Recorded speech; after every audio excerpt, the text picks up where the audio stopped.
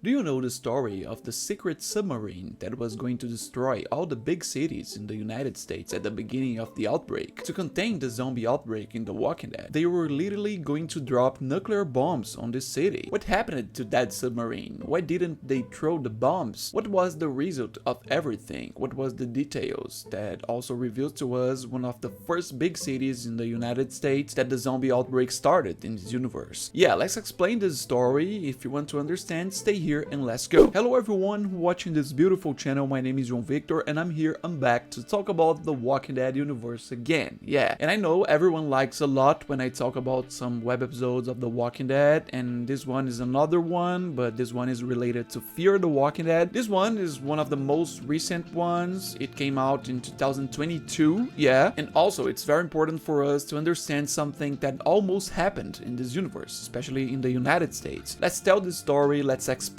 everything, all the reference and many things, but first don't forget to check the like in this video. It helps me a lot with the promotion, and also don't forget to subscribe in this channel so you don't miss any video about the Walking Dead universe and other universes. Yeah, there we go. The name of this web episode is Dead in the Water. Yeah, it's a type of larger web episode. It came out in 2022, as I said in the beginning of this video, and there's a very interesting story with a lot of details, very important details. In addition to understand how big things evolved at the beginning of the outbreak in this universe. Anyone who follows this channel and knows some information about this universe knows that big cities in the United States were bombed. The military threw napalm bombs at the beginning of the outbreak to be able to eliminate the zombies. It was part of the Operation Cobalt. Atlanta was one of them that we saw in The Walking Dead. Also, we see Los Angeles in Fear the Walking Dead in the first season. We heard about some other cities in some other conversations in other spin-offs, but in fact there were other cities that they were not going to bomb these cities with napalm. They were planning to use some nuclear bombs. Yeah, they were going to end everything, and the proof is here in Dead in the Water, this web episode, including the proof of why it didn't happen. Yeah, basically the episode begins in a gigantic tension focusing on this nuclear submarine of the United States, the USS Pennsylvania,